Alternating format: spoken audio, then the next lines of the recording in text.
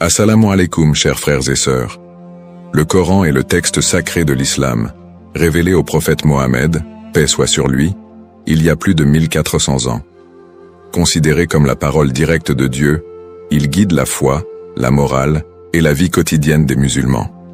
Cependant, au-delà de ses enseignements apparents, le Coran renferme des secrets fascinants qui échappent souvent à notre attention. Dans cette vidéo, nous explorerons 7 choses cachées dans le Coran que tu ne savais probablement pas.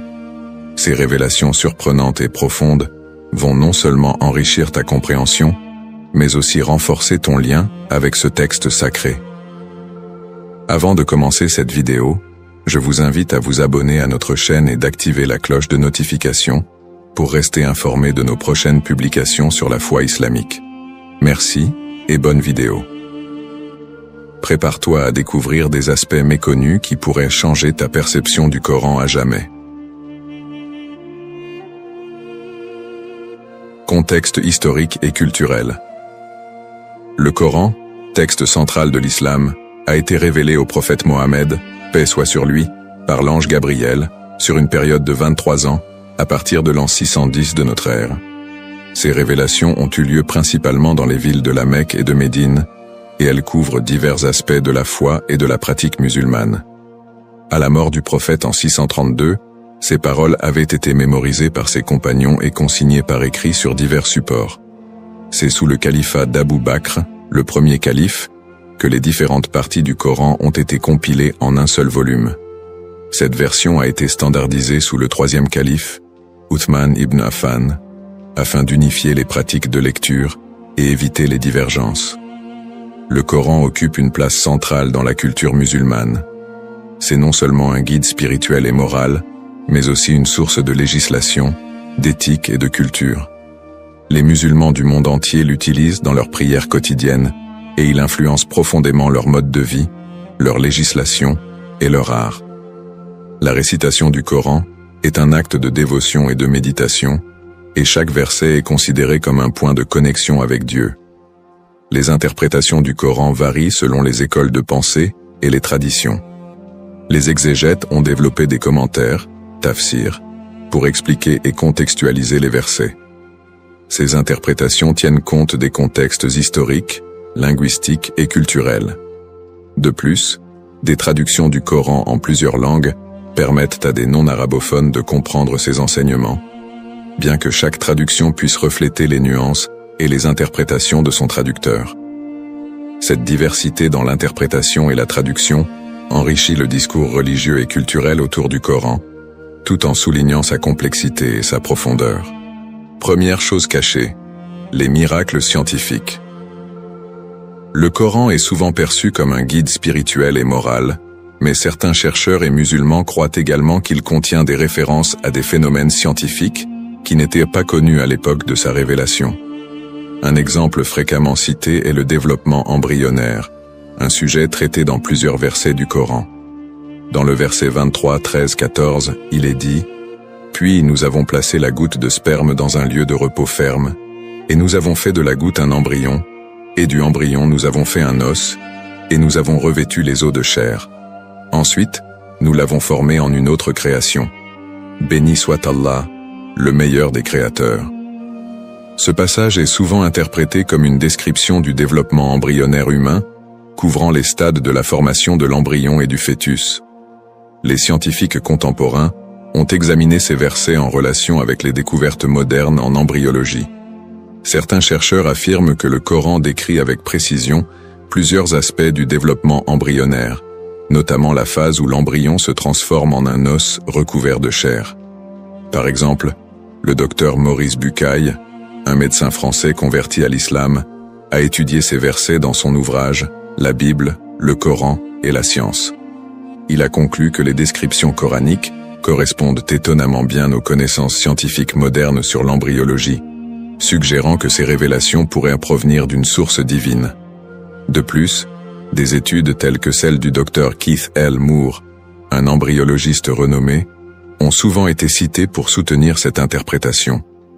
Dans ses recherches et conférences, le Dr Moore a commenté la précision des descriptions coraniques du développement embryonnaire, affirmant qu'elles concordent avec les découvertes scientifiques récentes.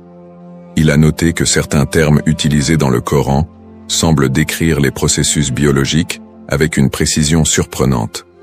Cependant, il est important de noter que ces interprétations ne sont pas universellement acceptées et sont sujettes à débat.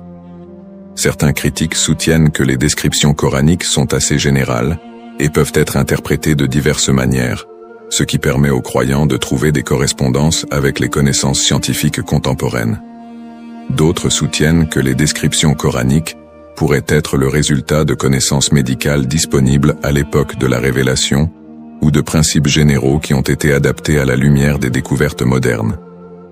Malgré ces débats, la relation entre les descriptions coraniques et les phénomènes scientifiques continue d'attirer l'attention des chercheurs et des croyants. Pour beaucoup, ces miracles scientifiques sont perçus comme une preuve supplémentaire de la véracité et de la profondeur du Coran, et ils inspirent une réflexion continue sur la manière dont la science et la foi peuvent se rejoindre dans la compréhension des mystères de l'univers. Deuxième chose cachée, les histoires méconnues. Le Coran regorge d'histoires fascinantes qui, bien que moins connues, portent des leçons profondes et intemporelles. Parmi ces récits, certains concernent des prophètes et des peuples disparus, dont les enseignements sont souvent ignorés ou sous-estimés. Ces histoires fournissent des perspectives uniques sur les valeurs morales et spirituelles. 1. L'histoire du prophète Chouaïb. Le prophète Chouaïb, Jéthro dans la tradition biblique, est mentionné dans le Coran comme un prédicateur envoyé à la communauté des Madianites. Son histoire est relatée dans les versets 7,85 à 11,84. Chouaïb a appelé son peuple à abandonner la fraude commerciale et l'injustice, leur reprochant de fausser les balances et les mesures. Son message a été centré sur l'équité économique et la justice sociale. Les Madianites, ignorant des avertissements et persistant dans leurs mauvaises actions, ont été punis par une catastrophe naturelle. Cette histoire illustre des valeurs universelles telles que l'intégrité commerciale et la justice. Elle souligne aussi la récurrence du thème de la résistance aux prophètes et aux messages divins, une constante dans les récits coraniques.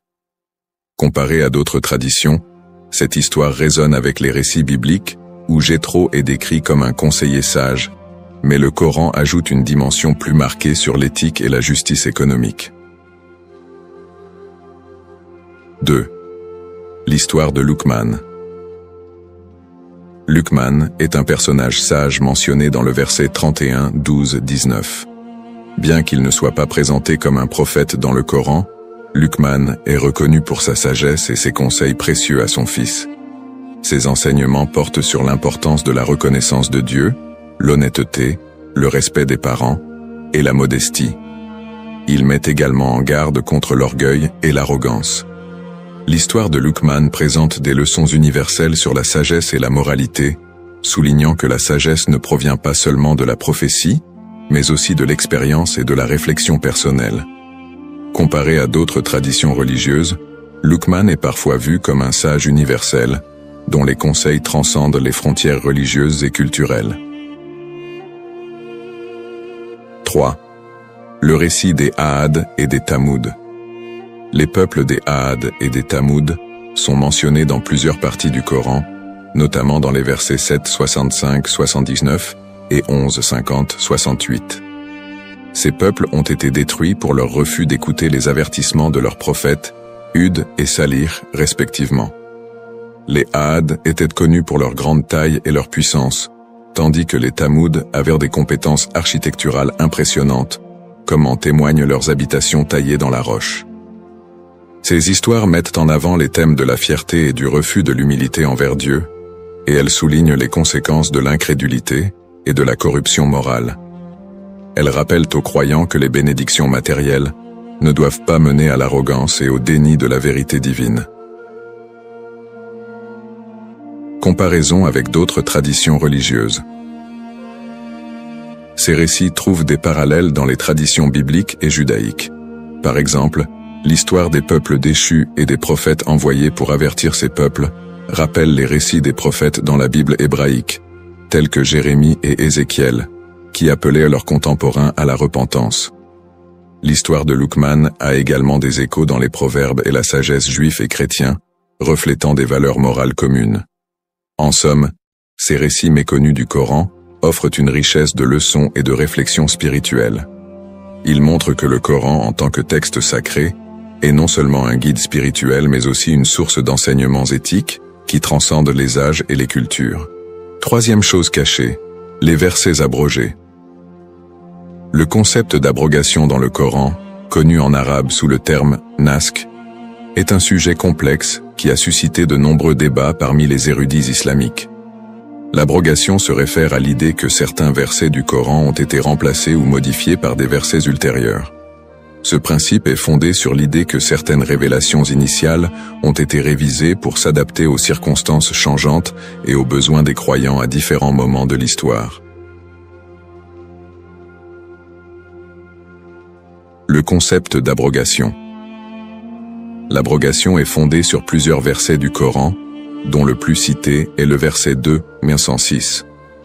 Nous n'abrogeons un verset ou nous l'oublions que pour en apporter un meilleur ou un semblable. Ne sais-tu pas que Dieu est omnipotent? Ce verset indique que Dieu, dans sa sagesse infinie, peut révéler de nouveaux enseignements qui remplacent ou modifient des instructions précédentes.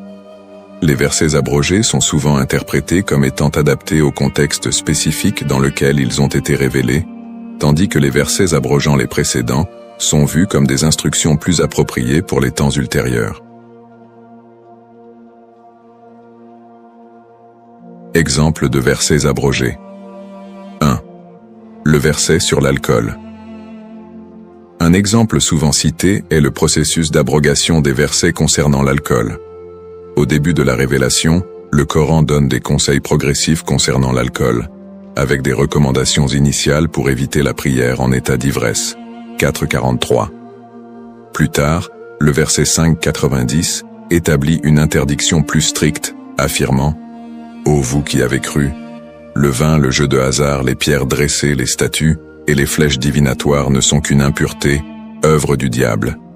Écartez-vous-en, afin que vous réussissiez. » Ce verset remplace les instructions antérieures et impose une interdiction claire et absolue de la consommation d'alcool. 2. Le verset de la guerre.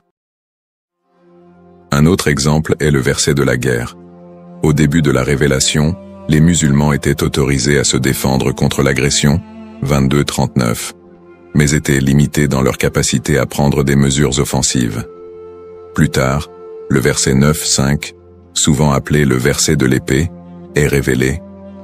Lorsque les mois sacrés seront écoulés, tuez les associateurs où que vous les trouviez.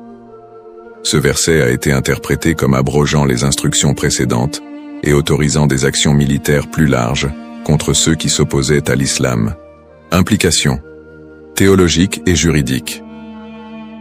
L'abrogation a des implications profondes sur la théologie et la jurisprudence islamique.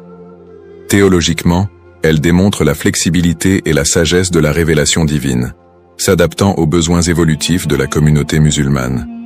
Les versets abrogés illustrent comment les lois religieuses peuvent évoluer pour refléter des circonstances nouvelles ou des situations spécifiques. Juridiquement, l'abrogation a conduit à des débats sur l'application des lois coraniques. Les juristes islamiques utilisent le principe de l'abrogation pour déterminer quels versets doivent être appliqués dans les contextes modernes. Par exemple, dans la jurisprudence, les versets abrogeant les règles précédentes sont souvent considérés comme ayant une autorité supérieure. Cela a conduit à une évolution des pratiques et des lois au fil du temps, en réponse aux conditions sociales et politiques changeantes. Il est important de noter que le concept d'abrogation est soumis à diverses interprétations et que tous les érudits ne s'accordent pas sur la portée et la nature des versets abrogés. Certains savants affirment que l'abrogation est un principe limité, s'appliquant principalement aux questions juridiques et non aux aspects spirituels ou éthiques du Coran. D'autres soutiennent que l'abrogation est un mécanisme essentiel pour comprendre la progression des lois islamiques. En résumé, l'abrogation dans le Coran est un aspect complexe qui illustre la flexibilité et l'adaptabilité des enseignements islamiques. Elle reflète la capacité de la révélation divine à répondre aux besoins évolutifs de la communauté musulmane, tout en maintenant une continuité avec les principes fondamentaux de l'islam. Quatrième chose cachée, la structure littéraire. Le Coran est non seulement un texte sacré, mais aussi une œuvre littéraire d'une beauté exceptionnelle. Sa structure littéraire complexe joue un rôle crucial dans la transmission et l'impact de ses messages spirituels et moraux. Les éléments de rime, de rythme et de style dans le Coran ne sont pas seulement esthétiques. Ils renforcent également la profondeur et l'efficacité du message divin. La beauté littéraire du Coran. Le Coran est caractérisé par une utilisation raffinée des rimes et des rythmes. L'une des caractéristiques les plus marquantes est l'assonance et la consonance qui traversent les versets. Ces éléments contribuent à une qualité musicale et mémorisable qui aide les croyants à réciter et à retenir les paroles sacrées. Par exemple, les versets coraniques présentent souvent des rimes internes, où les sons se répètent à des intervalles réguliers, ce qui crée une harmonie et une fluidité dans la récitation. Le style du Coran est également riche et varié, incorporant des figures de style telles que les métaphores, les allégories et les comparaisons. Cette diversité stylistique enrichit le texte et permet de transmettre des messages complexes de manière accessible et percutante. Rime, rythme et style. Les versets coraniques sont souvent structurés avec des motifs rythmés qui facilitent la récitation. Par exemple, les sourates courtes sont souvent composées de versets aux rimes fréquentes, ce qui renforce leur impact lorsqu'elles sont récitées lors des prières. Cette qualité rythmique est un aspect central de la tajwid, l'art de la récitation coranique. Le Coran utilise aussi des structures parallèles, où des phrases similaires sont répétées pour souligner des concepts clés. Cette technique permet non seulement de créer une harmonie sonore, mais aussi d'accentuer des idées importantes. Par exemple, le verset 3-14. Les désirs des hommes sont les femmes, les fils, les trésors amassés, les chevaux de choix, le bétail et les terres labourées, utilisent une structure parallèle pour énumérer les tentations terrestres, ce qui renforce l'importance de se concentrer sur la foi et la vertu. Exemple de verset poétique. 1. Le verset du trône, Ayat al-Kursi, 2255. Allah, il n'y a pas de divinité si ce n'est lui, le vivant, le substantiel. Ni somnolence ni sommeil ne le saisissent. À lui appartient tout ce qui est dans les cieux et sur la terre. Ce verset est particulièrement poétique par sa répétition et ses parallèles, décrivant la grandeur et la majesté de Dieu avec une profondeur rythmique et harmonieuse. Il est souvent récité pour ses qualités spirituelles et protectrices. 2. Les versets sur la création, 95, 1, 2. Je jure par le figuier et l'olivier, par le mont Sinaï, par cette ville sécurisée, que nous avons certes créé l'homme dans la meilleure des formes. Ces versets utilisent des images évocatrices, aidées à comparaison, pour exprimer la création divine et la valeur de l'humanité. Les références aux éléments naturels et aux lieux sacrés ajoutent une dimension de beauté et de solennité au message divin. 3. Le verset de la lumière, 24-35. Allah est la lumière des cieux et de la terre. Sa lumière est semblable à une niche où se trouve une lampe. La lampe est dans un cristal, le cristal est comme une étoile brillante. Ce verset est un exemple de description métaphorique et de comparaison poétique, illustrant la lumière divine avec une richesse visuelle et symbolique. La structure du verset accentue la splendeur et la pureté de la lumière divine. Impact de la structure littéraire. La structure littéraire du Coran n'est pas seulement esthétique, elle joue un rôle fondamental dans la transmission et l'absorption du message divin. La musicalité et le rythme facilitent la mémorisation, tandis que les figures de style enrichissent la compréhension des concepts spirituels. Les versets poétiques captivent l'auditeur et le lecteur, rendant les enseignements coraniques plus accessibles et mémorables. En somme, la beauté littéraire du Coran renforce l'impact de ses messages, en alliant profondeur spirituelle et élégance stylistique. La maîtrise des rimes, des rythmes et des styles contribue à la richesse et à la puissance du texte sacré, en faisant une œuvre d'art aussi impressionnante sur le plan littéraire que spirituel. Cinquième chose cachée, les dimensions mystiques. Le Coran, en tant que texte sacré, possède non seulement une dimension juridique et morale, mais aussi une profondeur mystique qui a influencé la tradition soufie de manière significative.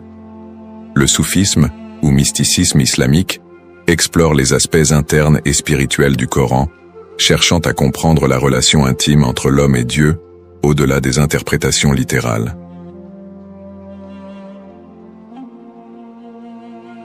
Aspects mystiques du Coran et leur importance dans le soufisme. Le soufisme est une dimension spirituelle de l'islam qui se concentre sur la purification du cœur et l'expérience directe de la présence divine. Les soufis croient que le Coran contient des significations profondes et cachées qui ne peuvent être perçues qu'à travers une contemplation spirituelle et une quête intérieure. Ils considèrent le texte coranique comme une source de lumière divine et de guidance intérieure, révélant des vérités qui transcendent les aspects juridiques et éthiques apparents. Les versets coraniques sont souvent vus par les soufis comme des portes d'entrée vers des états de conscience plus élevés et une connexion plus profonde avec Dieu. La pratique soufie implique souvent la méditation, dhikr, et la répétition des noms de Dieu afin de pénétrer les mystères du texte sacré et d'atteindre une compréhension transcendantale. Interprétation ésotérique de certains versets. 1. Le verset de la lumière, 24 et 35. Ce verset est particulièrement significatif dans la tradition soufie. Il est souvent interprété de manière ésotérique pour symboliser la lumière divine qui illumine les cœurs des croyants purs. Pour les soufis, la lumière décrite dans ce verset représente la présence divine illuminant l'âme, et la métaphore de la lampe dans le cristal est vue comme une allusion à la pureté et à la clarté de la révélation spirituelle. 2. Le verset de l'unité divine, 112, 1-4. Dit, il est Allah, unique, Allah, l'absolu. Il n'a jamais engendré, n'a pas été engendré, et nul n'est égal à lui. Les soufis interprètent ce verset comme une déclaration de l'unicité divine, Tawhid, qui transcende les limitations humaines. Ils voient dans ces mots une invitation à transcender les concepts dualistes et à atteindre une réalisation de l'unité spirituelle avec Dieu. Cette compréhension mystique de l'unicité divine est centrale dans les enseignements soufis, qui prônent la dissolution de l'ego et l'unification avec le divin. 3. Le verset de la rencontre divine, 2186. Lorsque mon serviteur me demande à mon sujet, je suis tout proche, je réponds à l'appel de celui qui m'invoque quand il m'invoque. Ce verset est souvent interprété par les soufis comme une indication de la proximité divine et de l'accès direct à la présence de Dieu à travers l'invocation et la prière. Pour eux, cela signifie que Dieu est toujours présent et accessible dans chaque moment de la vie, et que l'intimité avec lui peut être vécue à travers la dévotion sincère. Figure mystique influente. 1. Rumi. Jalal al-Din Rumi. Rumi est l'une des figures les plus emblématiques du soufisme. Ses poèmes et écrits, notamment dans le Diwan-e-Shams et Tabrizi et le Matnawi, explorent les thèmes de l'amour divin, de la quête spirituelle et de l'unité avec Dieu. Rumi utilise souvent des métaphores poétiques pour exprimer les expériences mystiques et les révélations spirituelles qu'il trouve dans les enseignements coraniques. 2. Ibn Arabi.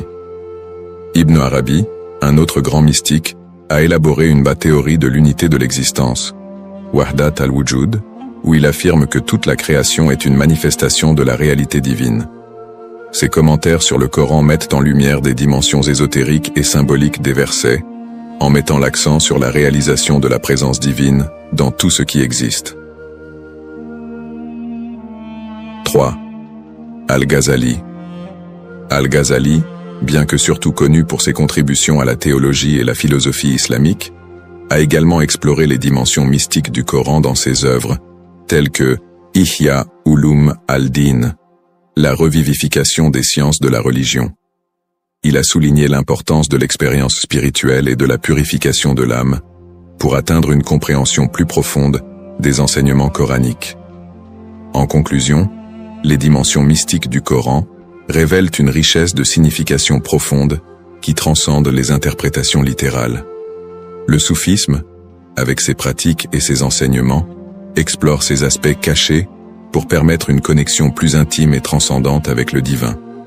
Les figures mystiques comme Rumi, Ibn Arabi et Al-Ghazali ont profondément influencé cette compréhension ésotérique, enrichissant la tradition spirituelle islamique et offrant des perspectives uniques sur la révélation coranique. Sixième chose cachée, les références à d'autres cultures. Le Coran, bien qu'étant un texte révélé dans le contexte spécifique de l'Arabie pré-islamique, contient des références et des éléments qui montrent des interactions avec d'autres cultures anciennes. Ces références ne sont pas simplement des emprunts, mais souvent des éléments intégrés pour offrir des perspectives nouvelles et des enseignements universels. Interaction avec d'autres cultures anciennes. 1. Référence à l'Égypte ancienne. Le Coran évoque souvent l'Égypte ancienne, notamment à travers l'histoire du Pharaon et de Moïse. L'histoire du Pharaon, qui persécute les croyants et se rebelle contre Dieu, est une figure récurrente dans le Coran. Le verset 28-38 décrit la rivalité entre Moïse et le Pharaon. Et le Pharaon dit « Ô notable, je ne connais pas d'autre divinité pour vous que moi-même.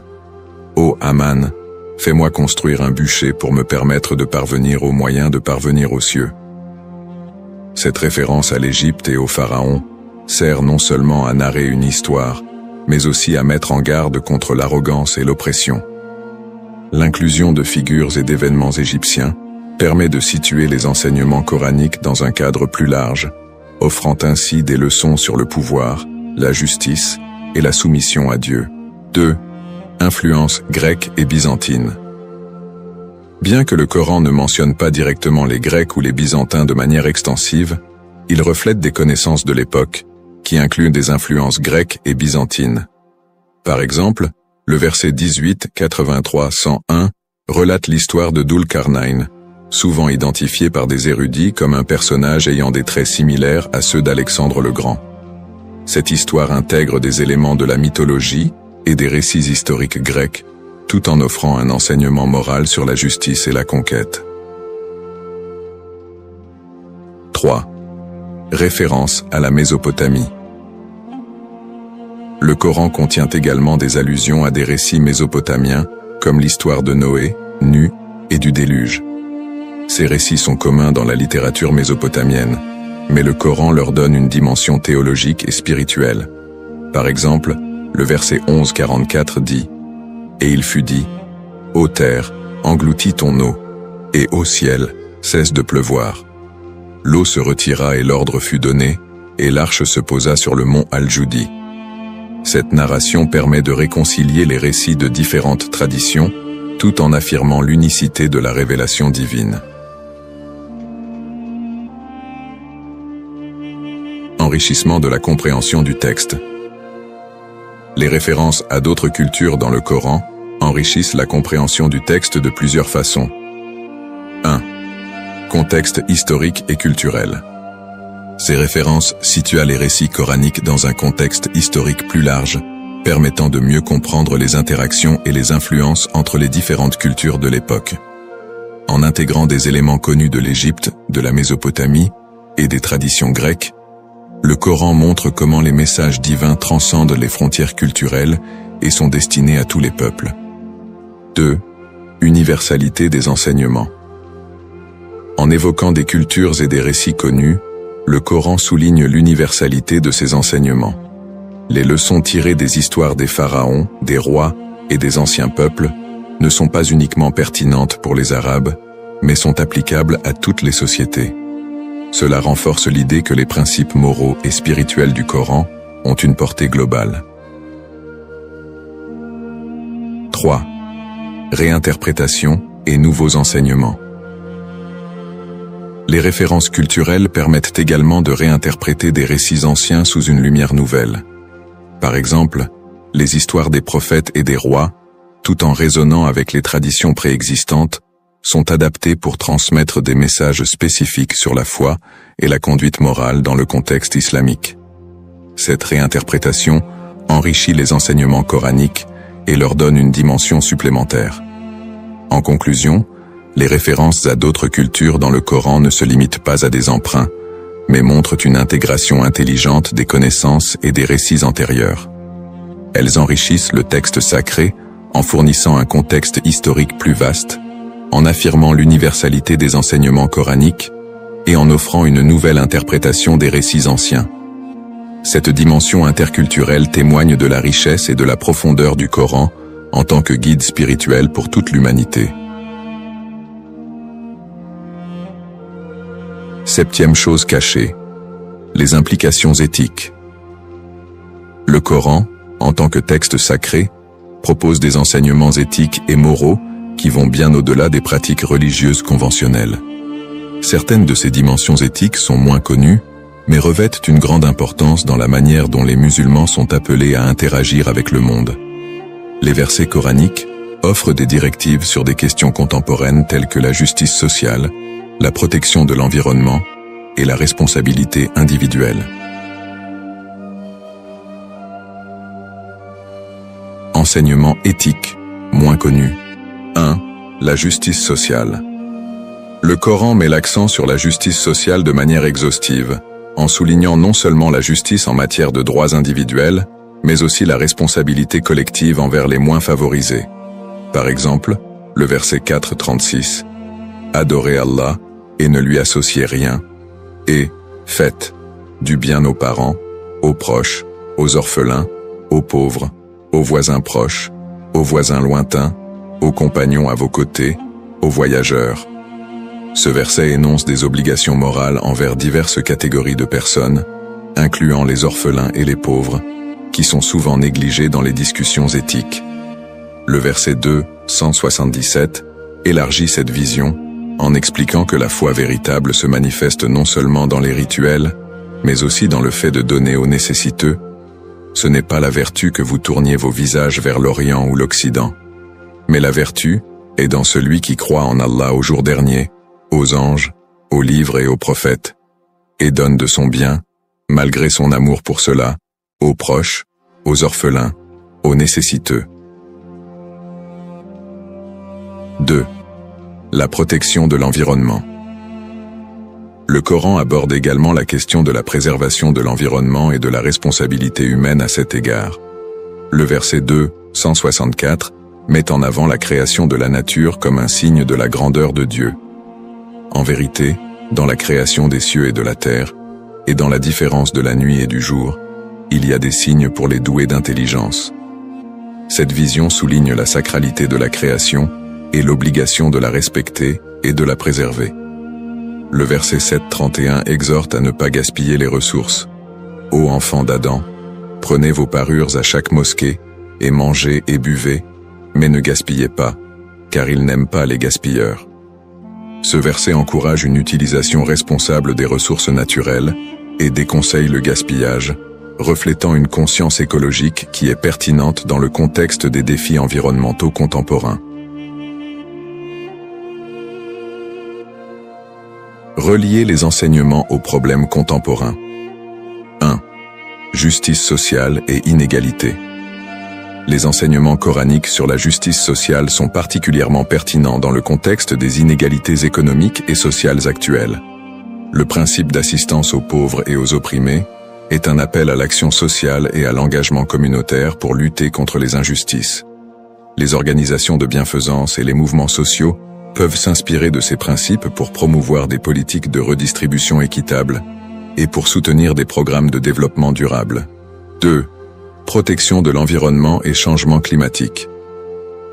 Les exhortations coraniques à la préservation de l'environnement sont directement liées aux préoccupations contemporaines concernant le changement climatique et la dégradation écologique. Les principes de non-gaspillage et de respect de la création fournissent un cadre éthique pour adopter des pratiques durables, telles que la réduction des déchets, la conservation de l'eau et la promotion des énergies renouvelables.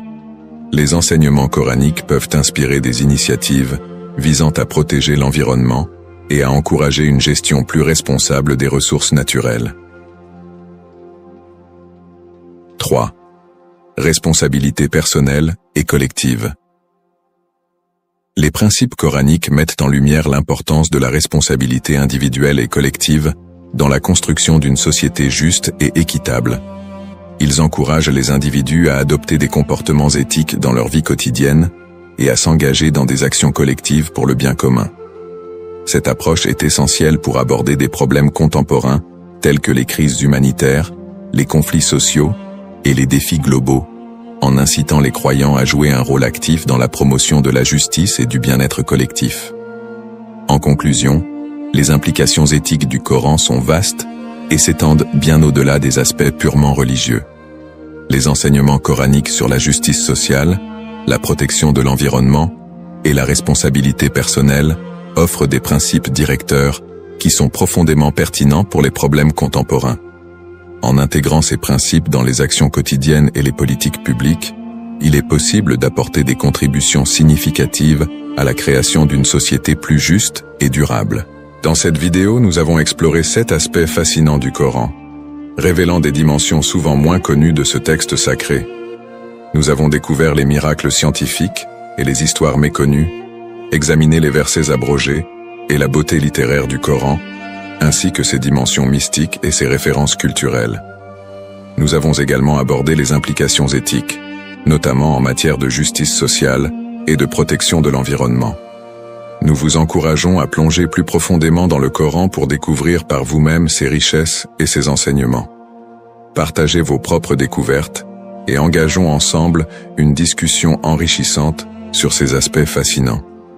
Merci de votre attention et à bientôt pour de nouvelles explorations. Si vous avez trouvé cette vidéo intéressante, n'oubliez pas de vous abonner, d'aimer et de partager avec vos amis. Vos commentaires sont précieux. Dites-nous ce que vous avez pensé de ces aspects cachés du Coran et partagez vos propres découvertes. Dites-nous également quels autres sujets liés au Coran vous aimeriez que nous explorions dans nos prochaines vidéos. Restez connectés pour plus de contenu fascinant et enrichissant.